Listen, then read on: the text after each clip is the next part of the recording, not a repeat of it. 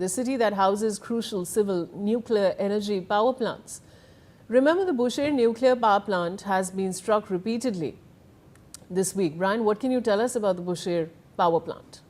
Well, yes, clearly this has been going on where confirmed retaliation have been going on. Now, Bushehr has been attacked itself, which is also a very strong, facility that houses the, nuclear facility itself. And this is very sensitive also as what we are talking about at this point of time. And this is very concerning as this is going on itself. Now, Bushehr has been, yes, clearly attacked. What we are showing you, fire, the nuclear power plant in that city has been struck repeatedly this week. And every strike on Bushehr is a strike in the most dangerous neighborhood of the entire, in this very strikes going on. There have been many strikes near the Bushehr nuclear power plant in recent days. Then not only that, the UN nuclear watchdog, that is the IAEA, has also confirmed that a projectile hit the plant's premises. A structure roughly around 350 meters from the reactor was also damaged. Even though there have been, there have been statements that there have been no damage to the reactor itself, no radiation leak or injuries reported, and even Russia and other actors have also warned that any strikes near a nuclear facility is extremely dangerous itself. And also, this have been stated there have been many such incidents near or within the complex. But again, it has been stated that this week itself there have been multiple strikes that have been hitting at Bushehr itself. So clearly, this is going on. And even if we talk about this is also Iran's only operational nuclear power plant at this point of time, which is also located on the Persian Gulf coast near the global energy routes.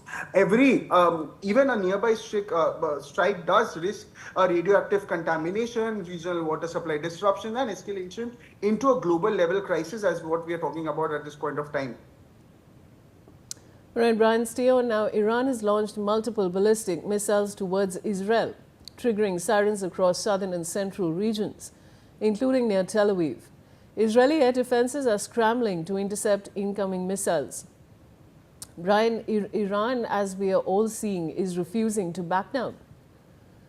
Well, yes, clearly, what we've been earlier also discussing about and talking about is the retaliation from Iran's side itself. And Iran is in no mood to stop at this point of time, as they are striking key cities in Israel itself. We talk about Tel Aviv itself that has been hit.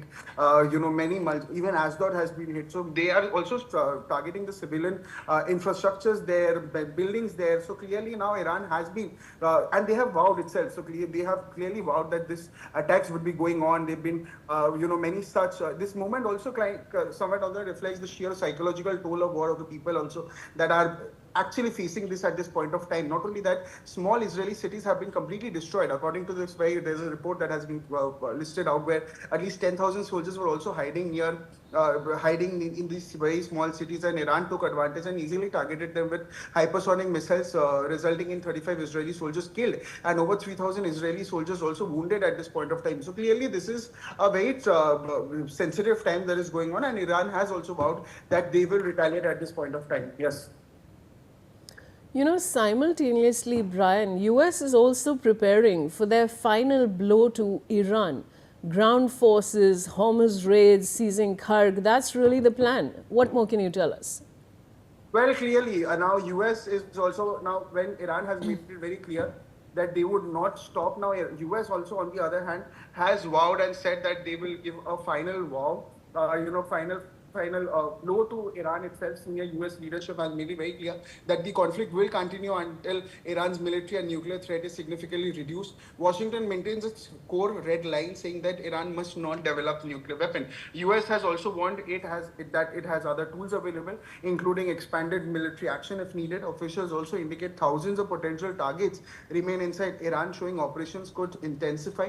Not only that, the Pentagon is also preparing for possible extended operations, including limited ground raids. And despite weeks of strikes, also Iran still retains a large missile arsenal, meaning the threat isn't neutralized yet also. And now the following warning has also been given by US, and it could mean anything if we talk about their expanded military base or expanded military strikes against Iran. But again, Iran has also made it very clear that they wouldn't stop until they also they give a final blow to US itself. Yes.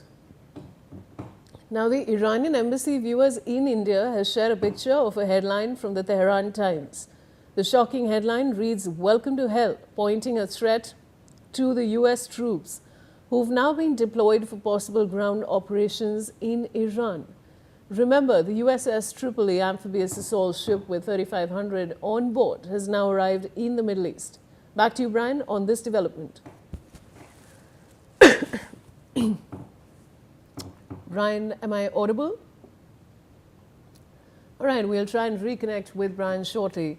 But the Israeli army has said that it carried out a cross-border ground operation from the Syrian side of Mount Hermon for the first time. In a statement, it said that troops crossed mountainous terrain into the Mount Dov area, describing the movement as climbing through the snow from Mount Hermon, Syrian side, to the Mount Dov, Hardov area in southern Lebanon. Mount Dov, also known as Sheba Farms, is a disputed area along the Lebanon-Israel border that is occupied by Israel and claimed by Lebanon. Hezbollah has previously accused Israel of launching attacks from Syrian territory into Lebanon. And with that, viewers, it's time for a short commercial break. I'll see you shortly.